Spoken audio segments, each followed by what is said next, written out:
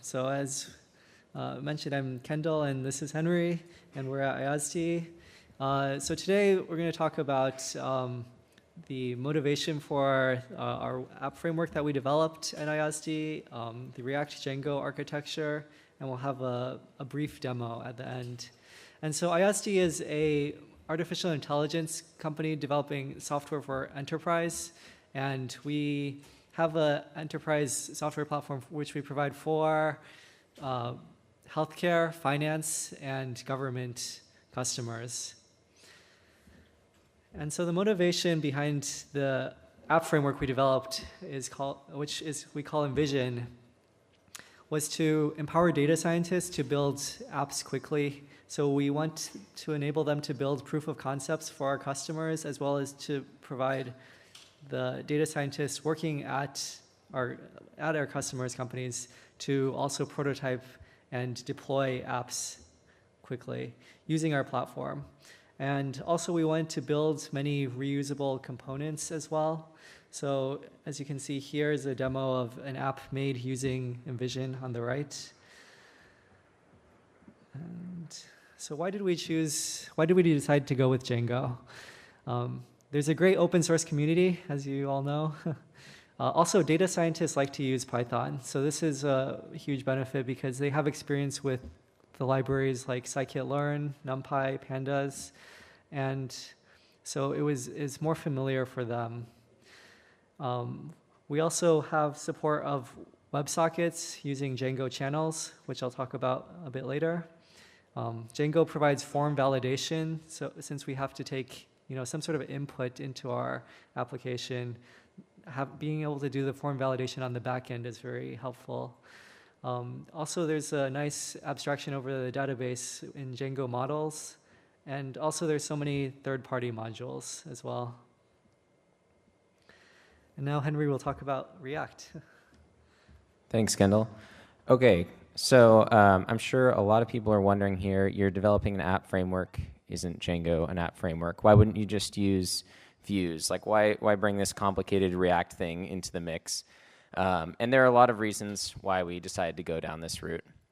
So first of all, when thinking about using client-side logic, we realized that it would be a lot more flexible than using server-side templating and rendering.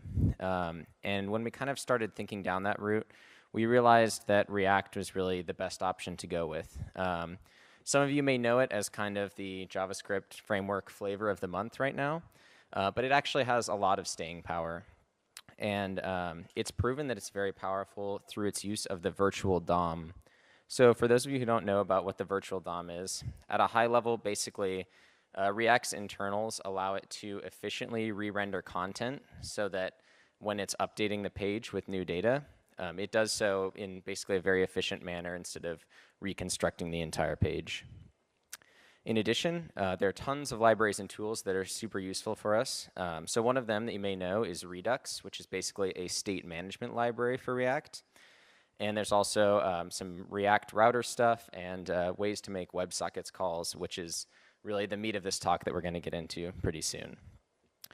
So our last reason was when we were developing an app framework, we were thinking, OK, we want our data scientists to be able to use these Python components and write out things like a page or a form or a chart. And actually, the way that React is constructed, for those of you who don't know, it's basically these JavaScript components.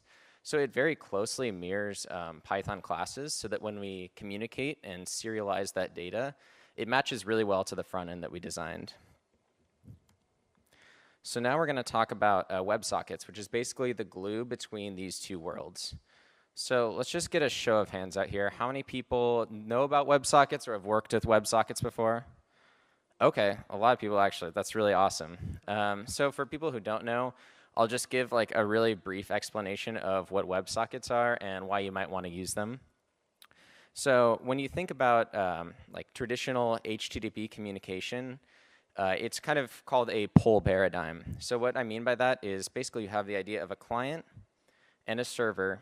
The client makes requests to the server and receives a response. So imagine for a second that I'm React over here and Kendall's Django. So if I want to get some information from Django, I have to go and ask Kendall, like, hey, can I get a chart? Or, hey, can I get some data? Sure, here's some data. And yeah, so Kendall can send me a response. Now, if Kendall wants to talk to me, I don't really care. I'm not going to listen. So yeah, it's not very friendly. And it's not very efficient because every time that we want to talk, we have to open a socket communication. Websockets, on the other hand, allows for a push paradigm and a persistent connection. So basically how that works is we first have our little handshake upgrade. So we start with HTTP. So I'm like, hey, Kendall, do you want to use WebSockets instead? Like, this really sucks. Sure. OK, cool. So now we're using WebSockets. And now what this means is I can send Kendall messages, and Kendall can send me messages whenever he wants. So you can do really cool stuff with WebSockets where the server can actually push messages to a number of clients. And this is called broadcasting. So you no longer have to operate on this model of making a request, waiting around for a response. Now the server can send information to clients whenever it's ready. And we wanted to utilize this for the asynchronous loading of big data. So for Envision, I mean, you can imagine data scientists working with pandas and NumPy and these huge data sets.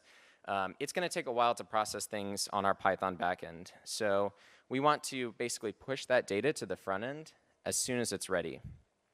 In addition, we realized we could use this for notifications, progress messages, loading spinners, basically a bunch of different use cases for keeping the front end very responsive and interactive, so you're not just waiting around for data to load.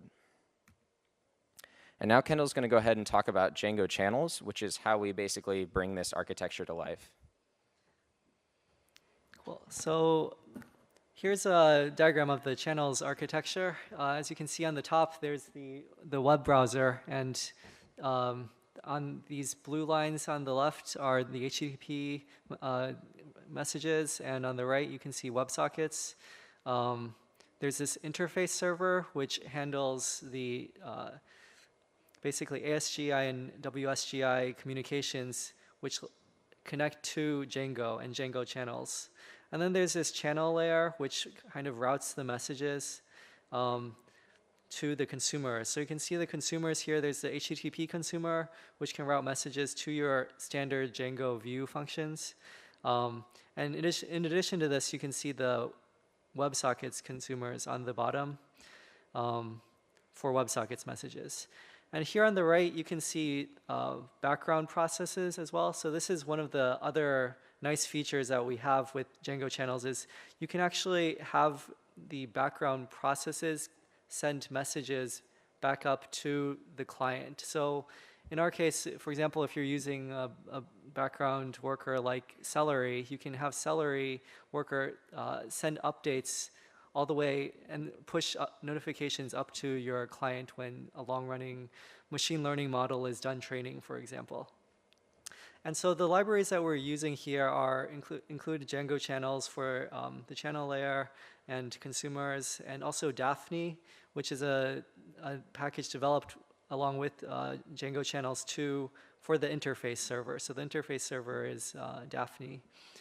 And on the back end, optionally, if you like, you can run Celery as well. And so let's see. And Henry will now talk about the front-end architecture. Cool. All right, so we're back to more front-end stuff. I'm just going to give you the warning that we might get a little in-depth with some React Redux stuff. So if you're not familiar, don't worry. There's like a ton of boilerplate, but we'll try and stick to just the core logic here. So before we dive into that, we want to talk a little bit about the object model that we designed for this application. So maybe think to yourself really quickly, if you're writing a framework for people to write web apps in Python, what kinds of things do you need to have? What kind of things do you need to expose to them? And for us, we are thinking of these things that you see in this hierarchy model here. So first of all, you have the concept of an application. I mean, this is really basic. This is your overall app. Maybe it just has some configuration and a theme. And within an application, you might have a navigation or tabs, ways to move around the app and visit different pages. So in our world, the page is like the most important object. This is what data analysts and data scientists write in our application. They write pages. And within pages, they use forms, which are very familiar to Django users. Forms have fields. They can be submitted. They can be validated. They're very useful for interacting. And you have blocks, which are like charts, tables, anything that you want to display to users.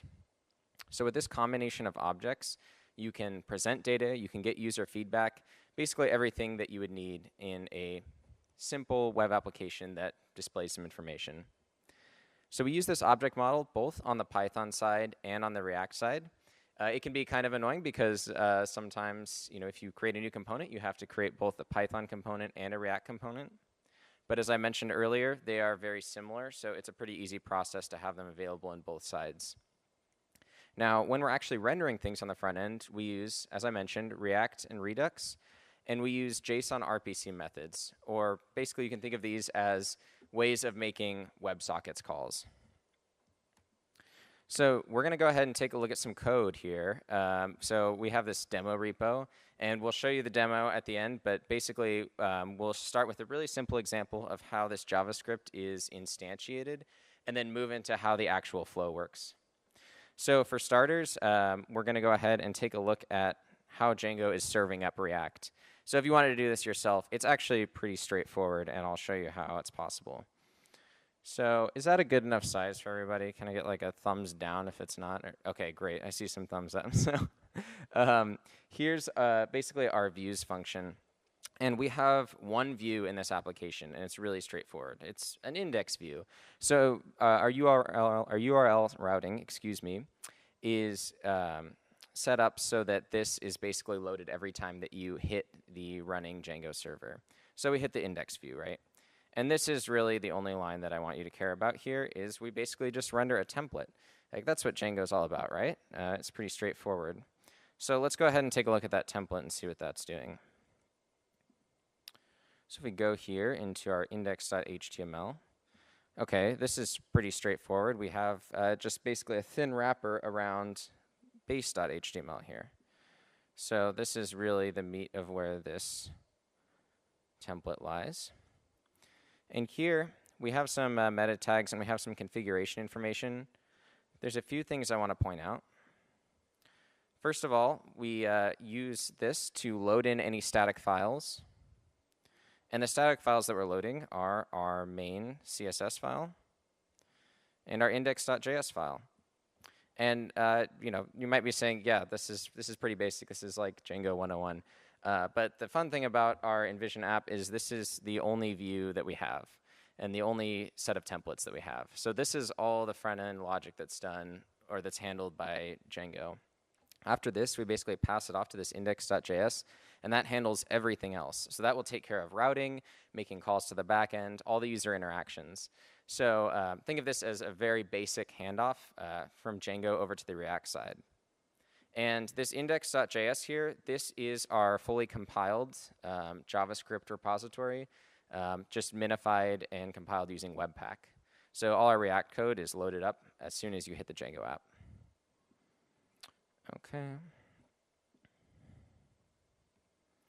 So now we're going to go ahead and do a brief explanation of how the React ReduxFlow works, and then we're going to tie it into how that works with Django. So once again, let's just do like a quick show of hands here. So how many people have worked with React and Redux together on the front end? Okay, so less people, but still actually a really good amount. I'm very happy about that. React's awesome. So for those of you who don't know, we'll walk through this really quickly, and maybe this will be a good refresher if for some reason you forgot how it works. But basically the main concept behind React and Redux when they're combined together is you have this thing called a store. And it's a data store. It holds your data for your application. Pretty straightforward. Now, your store contains pieces of state. And these might be like, what user you have logged in, or what page you're currently viewing. Now, that state defines the UI. So you have components that are rendered based on properties, or props, passed down through the state. So when you visit that page component, you can see, okay, now I'm going to show this page for this user with this color. The UI then triggers what we call actions. So you might do something like click a button or select a dropdown. And this might trigger a Redux action, which can basically modify some data or make an RPC call. So this right here in actions, this is where we make the call to the Django side. When we get any data back, we send that to a reducer, which basically just transforms the data and passes it back into the store. And then the magic of React and Redux is once the store is updated, it updates the state, and the UI gets the new props. So just like that, we can go from clicking a button to receiving entirely new data. And here's how that flow looks like for Envision, so a little bit more specific. So we start off with rendering our page that the user has defined. And at the start, the page might not have any information. It might be really basic. But then once you click a button or trigger some request, we kick off that WebSocket call, and we call it getPage in this case. This call goes to the backend and hits a Django consumer, which is basically a listener on the WebSocket channel. And that's called getPage as well. So that's how these two relate to each other. Django does its magic and will process some data, maybe use some Python libraries to do some cool stuff there. And we return that data and send it to our getPage action. This basically goes and tells our reducer to take that data we got from the Django side and add it to the new state. Then the components are automatically re-rendered for us, and the page now has some new data. So this is a pretty standard flow, and all we've really added is this piece here, where we send a little message to the Django backend. And so now we're going to go ahead and do another brief code example of what this looks like on the JavaScript side. So again, I apologize if you're not interested in seeing any JavaScript. You're going to have to sit through a little, but it's pretty cool, I swear. So if we go into our app here, here's our app component. And again, we can excuse all the React boilerplate. I'll just highlight the parts that I think are interesting. So in our render method, this basically tells us, what kind of HTML content are we going to put on the page. And these are the properties that we're receiving from the backend. So here's some really interesting ones. Socket and socket node are basically components that instantiate the WebSocket connection. So they make that handshake that I was doing with Kendall earlier in order to upgrade the HTTP connection to a WebSockets connection. This next piece of state here is called page loaded, which is basically a Boolean. It tells us if the page is loaded or if it's currently loading. And lastly, we have our page data, which is a dictionary, which basically has all the stuff that we want to display. So that's the information we get from the state. And then we can go through down here and say, maybe we'll make some title text, and we could maybe add some images to the page, but only if we have page data. So if we don't have any page data here, we're just going to skip this section entirely. Now, when we get down to rendering the actual HTML content, this here is pretty important. So this is where that socket component actually instantiates the connection. So as soon as you hit the page, it's going to go ahead and do its job to connect us to the Django server with a WebSockets connection. Once that connection has been established, we can come down here into this block. And basically, we're just going to render, a little header tag, a little button, maybe another little button, and they're going to have some on-click handlers. Now, when we click these buttons, we're going to dispatch that action that we talked about. So I can just really quickly go ahead and show you what that looks like on the JavaScript side. We go back to our app container here, and this is what contains the business logic.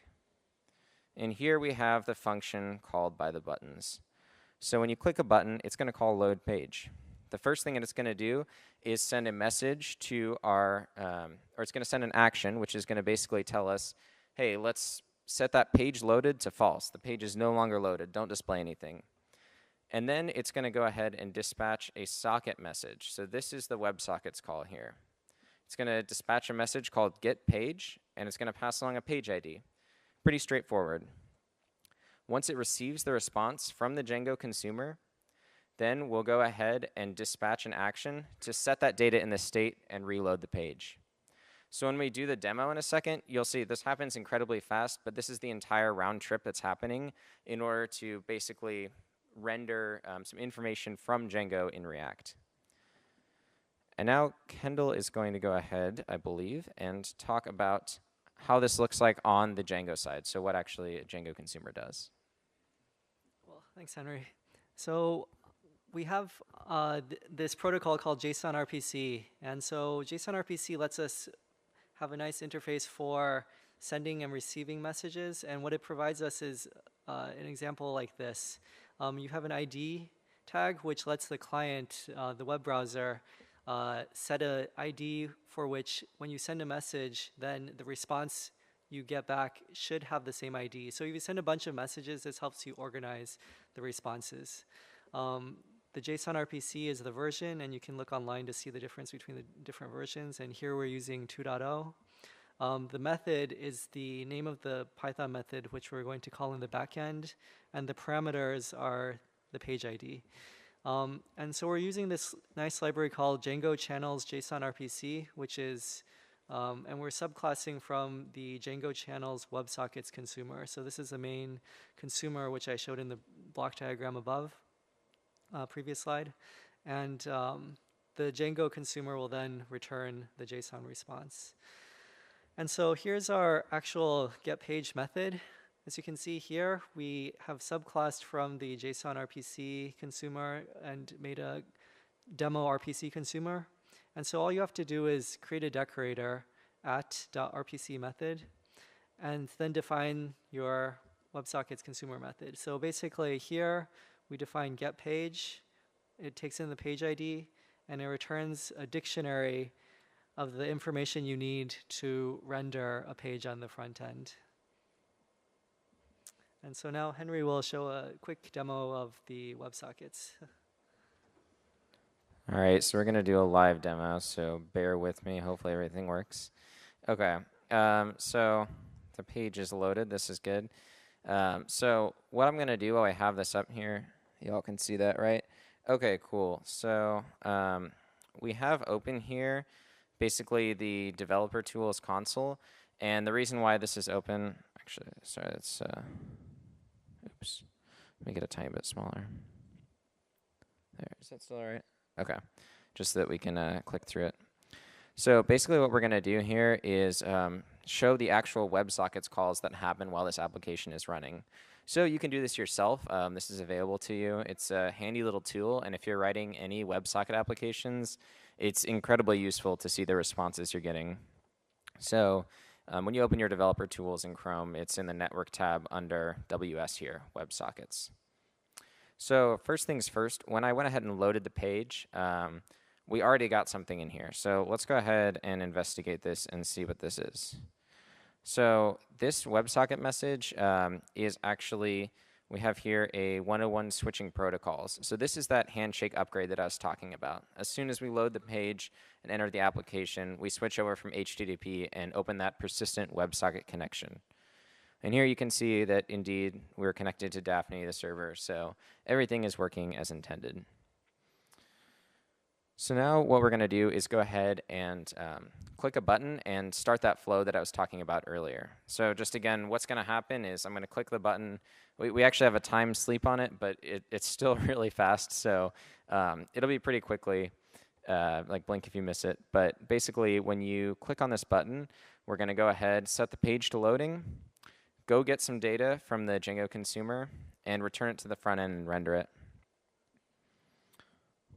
So bam, we got some company logos. And if you look here, we got some WebSockets information. So we can go ahead and inspect that. So here, sure enough, this is our getPage WebSocket method that was sent out. You can see like the JSONRPC number, the method name, and sure enough, we sent over the page ID. And then if we actually go to the terminal, we have printing in the consumer getPage. So indeed, our Django consumer picked up the message, did some processing, and returned us some image links and a title to display. And you can see that here in the response. So if we look at the result, bam, there's the images and the page name. And this actually, it works on the other page too. So we can kind of go ahead and toggle between pages. And this is like the basic functioning of a standard WebSockets loop. Now, you're probably wondering, isn't this like extremely basic? Like, couldn't we just do this with HTTP and views? Like, why do we need WebSockets to load images? You know, I can do that in my sleep. So if you thought that, you wouldn't be wrong, because yeah, this is a pretty basic example.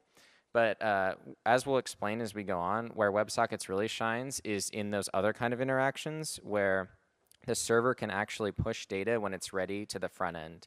So here we're kind of doing a standard request response.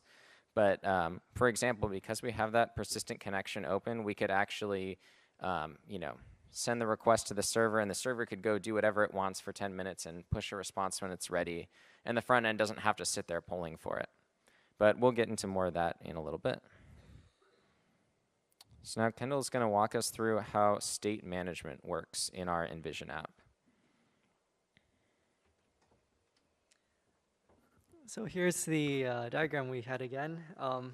With Envision, we have a stateless API. So basically what this means is we're not storing the state in the Python code. We have the data backed up by Django Models. So basically, the nice thing about this, having the separate data store, for example, Postgres, is that we can allow the view function, the WebSocket consumer, and any other background processes to talk to the same database and share data through the database. And also, as Henry mentioned, we store minimal state on the front end as well and re-render when we have a new information on the page. The other nice thing about having state on having the background processes is basically we can send notifications up front after running a long task as well. And also another place where we're storing, another database that we're using is Redis. And so the channel layer is actually backed by Redis data store, basically. So it manages the recipients. So when you have the channel layer, you want to know who you're sending the messages to. So this channel layer allows us to broadcast the messages to multiple web browsers, for example, if you're connected to the same page and they all want to be updated at the same time. So now Henry will talk about some of the challenges that we faced in developing Envision. Alrighty, so this is what I was alluding to earlier. This is asynchronous loading of charts, tables, and other big data. So in the example that I gave and in our first draft of Envision, our WebSockets calls basically rebuilt the entire page. And the reason why that was happening is we had a page object written in Python, and we sent a WebSockets call, getPage, to go get that information. We then serialize that page and send the entire thing up. And while that works great for really small pages, you can imagine that that might be really painful if the content that you want to display on the page is extremely large or might take some additional processing based on the request that came in. So it took us a while, but we thought about some interesting ways around this. And this is really where we decided to take advantage of WebSockets. So we created this publish subscribe model, and I have subscribe in quotes because we took inspiration from this kind of model, but it's not actually how it's working, where there's no polling or subscriptions going on. Instead, what we do is when we send that data to the front end for the first time, we might send up, say, a pie chart, and it has no data associated with it originally, but we can define a data source, which is basically like a key. So let's say we send up a pie chart, and it has this data source key, pi. So when we load up the page, we might have some content that is displayed, like a title or some fields. And instead of trying to wait and display this pie chart when it's finished loading or processing, we can just display a blank box or maybe a loading spinner, something that indicates that the chart is yet to come. And then what we can do is we can actually manage that processing asynchronously on the Django side. So this is where we can use sub-processes, workers, additional threads, or even something like Celery to basically handle some additional processing, and maybe it'll take a really large data set and condense it down, use a library like Plotly to create this beautiful chart, and then serialize it and send it up when it's ready. And the way that it's going to send it back up is through a different RPC method we created called refresh widget. So this call is kind of the inverse of what I was demoing earlier, where the server is just sending a message to the front end without any previous request. This wouldn't be possible in HTTP. So the server, whenever it's finished, can just send up this serialized chart information along with that key, pi, that we mentioned earlier. And the front end will receive this data and can basically go through the DOM, find the element that was rendered with that data source key, and repopulate it with this data. So you can have a case where you see some of the page loaded instantly, and then other pieces come in over time as processing is finished. This is incredibly useful for the kind of work that we do. The software that IASD is built on involves a lot of machine learning algorithms that can take hours or sometimes days to run when we're talking about data sets that are 1 million columns by 1 million rows. So it was essential for us to be able to have this asynchronous loading, and it could really only be accomplished with Websockets. Okay, so do you think we have time to do a quick demo of what the actual application looks like? Kendall's going to go ahead and show that to you. Cool.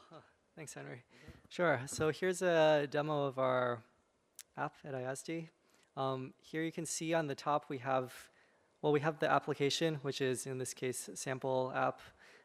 We have this navigation bar. It's a step-based workflow. So we're just showing, for example, a fields page, a blocks page, and containers page, and then mixed fields and blocks. And so I can type in something here, Kendall, and then fill out a form. I can upload a file. And this is basically the React version of a Django form that we would instantiate on the back end, basically. And then we click OK. And then you can see some progress being sent up. And then loading the next page. And here you can see an example of some of the other components for which Henry described, basically. For each of these components, for example, a table, another table, an image, Markdown, we have both a Python component and then a React component. So the difficult part is the first time is we have to develop this pair of components. So it's a bit extra work. But then in the end, the result is that the data scientist who wants to instantiate these just needs to write some Python code to instantiate a React chart. So this is really powerful because then the data scientist doesn't need to know JavaScript to develop these components. And here's an example of some other charts that we can show.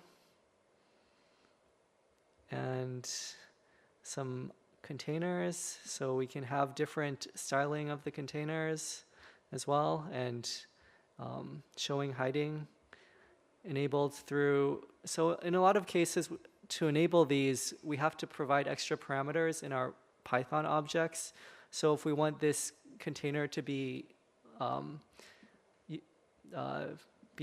able to show and hide this container, we have to have a parameter which lets you set this configuration on the front end as well. And then on the last page, let's see, mixed fields. You can see here's an example where we can intermix like both the Django form field as well as some images and tables. So I think that's it for the demo. Yeah, do you guys have any questions on the demo or the? Yes. With connections dropping, or like a WebSocket, I don't know, the connection being dropped and the client like waiting for a response that never got here, or what if the client would like close the tab after, or something like that? No? Yeah. So yeah, this happens. So the question is, what do we do when a WebSockets drops? So yeah, a lot of times like you have to sometimes refresh the page, and so then it'll re-instantiate the WebSockets connection. But then the nice thing is, since we're database backed, if you go to the page, okay, so Henry mentioned this previously, but we're using React to route for the URLs. So this actually, we're still loading the index.js here, but you can see the URL is objective/14. So this will tell React, okay, we need to get this objective and maybe this page number 14. So then if you refresh your browser, then you can go back to the same page because you're fetching the data for the page from the database, and you know which page you're on, basically. Hello, are there any special considerations regarding authentication and session that comes into play with channels? Yeah, so there's there's a lot. It's a really, really complicated topic, and maybe next year at DjangoCon we can talk about authentication with channels. But in brief, the one thing that you want to keep track of is basically when you create a session or get some cookies, you will want to recreate the WebSocket connection using those cookies. So that's kind of one of the issues that we've had to face is making sure that basically you instantiate the WebSocket connection. You might hit a specific endpoint or enter some data on the page, and it authenticates you and creates a Django user object and provides a session or some cookies, basically some way to track that you're logged in. And you actually have to recreate the WebSocket connection with that and make sure that that information is passed with every request. So that is still something we're kind of building out on the Envision side. But another thing to note is that that's actually the only other place where we use a Django endpoint. So I lied earlier when I said that that was the only view. We actually have one more, which is for logging in, because that's another thing that Django provides us that's great is the user system and authentication. And so we actually use a standard HTTP authentication endpoint for Django. And then once that is established, we recreate the WebSocket connection and make sure that those cookies, so that a trace of that authenticated user is present in every single call. I'm kind of curious how you deal with load balancing in a situation. Let's say you've got two clients that are accessing the same server, and all of a sudden one client starts up a task that's going to be like really demanding on the server. Now the other guy is going to be waiting, and I don't know how you can dynamically load balance basically in a channel type environment. Yeah, so for load balancing, as far as the tasks, the tasks between the front-end browsers and the Django app should be pretty light. We have a separate API, a separate machine learning platform where most of the big data processing happens, like in Hadoop. So this is kind of asynchronous. This is why it's nice to have WebSockets, because we can have, like, for example, a celery worker waiting on a big task, and then when the task is done and so there's an HTTP API, so maybe it's actually waiting on an HTTP response. But then when the celery worker gets the response back, it can send a WebSockets notification back to the two browsers that, okay, this long-running task is done. So we offload the work to our platform for big tasks. Yeah. Hello. Thanks for the great talk. I really think this is really cool. My question is, for all these data components, are they served, the markup and the logic for that, are they served initially? Or are they served as a response to the RPC request, and somehow that component is injected into the React app?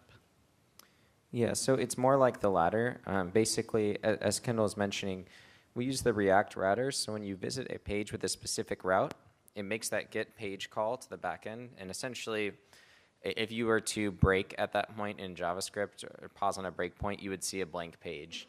And that data, basically, you would send the request to the consumer side. It would process the data and serialize the whole page as a result. And then that's returned up to the front end and then loaded in there. So essentially, that's why we try and keep the pages as lightweight as possible, because if you were to refresh the page or hit another page, you're doing another round trip through the consumer side. That's really cool. Thank you. Mm-hmm. Thanks for the talk. So how do you write tests for this kind of thing? Okay, good question. So, let's see.